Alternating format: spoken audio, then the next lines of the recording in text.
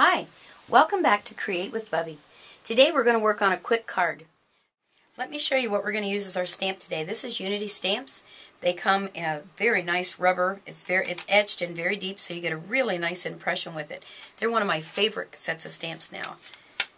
Then we're also, again, back to my chestnut roan ink. Of course, I use that all the time, as I said in my other video. And then we're going to use Tuxedo Black.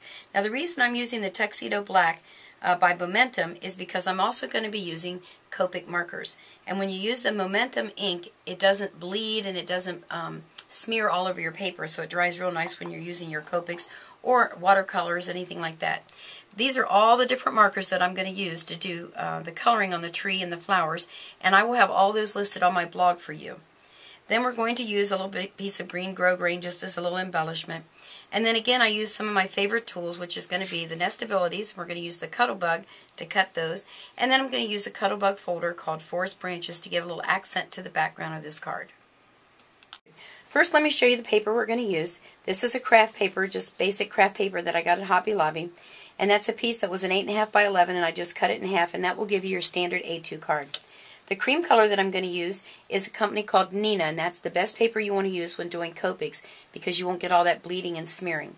Then I just used a piece of dark brown for my background, which I'll use the Cuttlebug on that to give it a little bit of texture when we emboss it. And then the little green and another piece of craft that we'll cut out later. Then this little piece here is from the company K & Company, and it's a company, one of the companies that do the packages of paper, and it's called Carolyn Gavin Block or something like that. Anyway, it's a real hard one to find, so I don't know if you'll find it, but any printed paper will work good as your background there. Alright, let's get started stamping. For our background on this stamp, we are going to use the black Momentum. Just ink it up good. Whenever I use my stamps, I always use a stamp pad. These are real inexpensive and you get a nice impression. I'm just going to turn it sideways here so we get a good impression on that. Just press down. There we go. That did really well, right there. Then we're going to have to cut it. I use my Tonics cutter, and as I said, I'm not one to measure a lot of things. I just kind of eyeball it and go from there.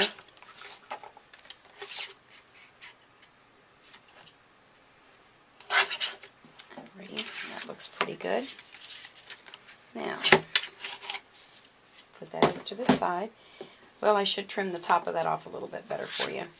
Well, anyway, here it is. When I get all finished, I take my brown, my chestnut roan, which is the color box brown, and just do the edges, just to kind of give it an edging around there. Then what I'm going to do is, I'm not going to take the time on video. I would bring in all my Copic markers at this point, and I would color everything in. That'll be another class another day, is to teach you, or maybe all of you already know, but I am a Copic certified designer, and there is a lot of shading and different things that you will do to the tree to get the good background that I got. Right there. So that's what it'll look like when you get it all colored.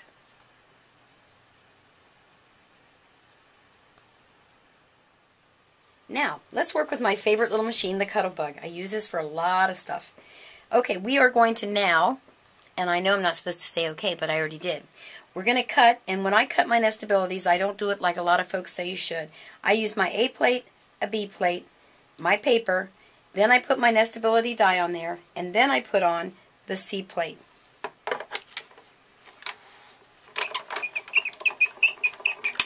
You'll hear a little crack in there, and that's okay. And there you go. I've got my nice little circle.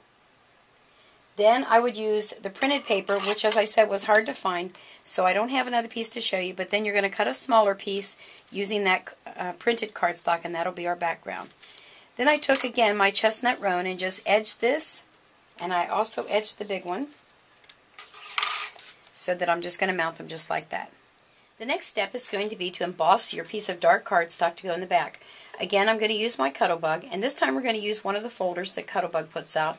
This is one of the ones in the first group, I believe. It's called Forest Branches. Let me show you real quick how I store my Cuttlebug folders. I found these little neat containers at a store here in Cincinnati called Garden Ridge. And I take each one of my folders, and I take a piece of scrap paper, and I emboss it with the Cuttlebug folder, and then I put a little tag using Stampin' Up's little what do they call these? Tab punch. and then I have them alphabetized. That way, I know if one's missing and it's not in its slot. And it's a nice way to carry them around if you need to carry them from place to place. And this is what I use when I teach classes. It makes it really handy. So, let's go ahead and do this little Cuttlebug folder here. You're going to take your piece of cardstock, you're going to put it inside and line it up.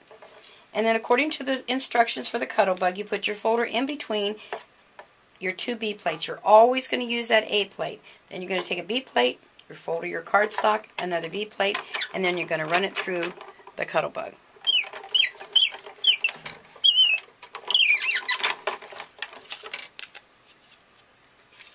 And now we have a nice embossed image. Let's put this card together. The first thing you want to do, because if you remember I had a piece of ribbon wrapped around there, I always lay it down on my piece of cardstock first, or my base. That way I won't forget. Then I'm going to use, again, my ATG gun. This time, though, I went ahead and put new tape on there so that I wouldn't run out.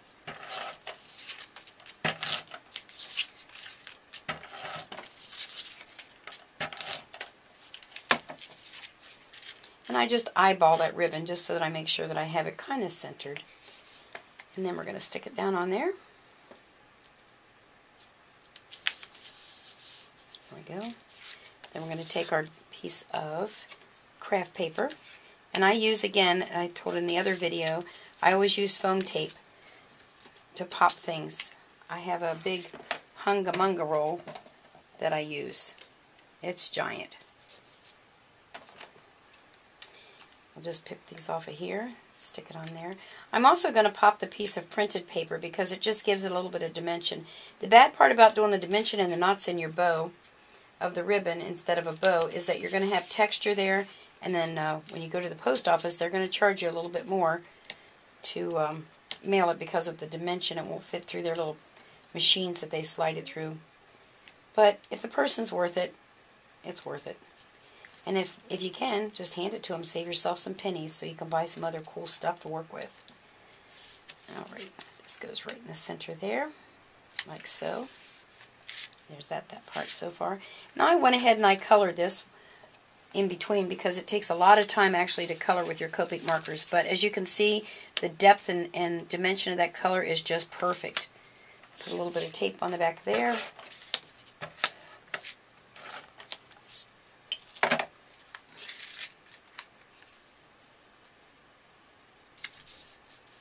And then we're going to have to pop this because what's going to happen is it's going to be a little deeper down here.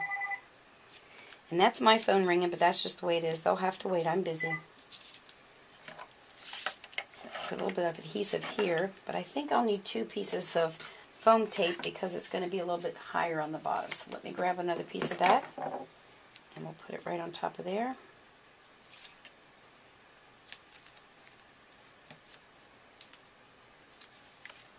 Now don't forget, you have to pull this piece of ribbon across there. I might have just shortchanged myself a little. That's okay, we'll change the ribbon to the other side. That's what's nice about doing your own little cards, your own little ideas. You can do whatever you want to.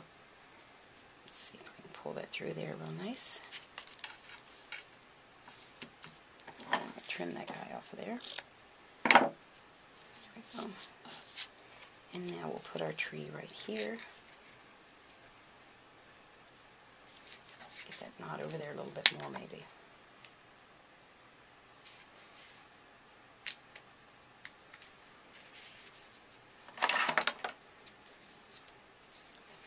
Fight with that knot a little bit, but I'll get it where I want it. Just kind of play with it. And there you go. And that's the card for today. Don't forget, check back in about a week or so. Steve and I will try to make another one, and I'll try to learn my lines a little bit better. Have a great day. Bye.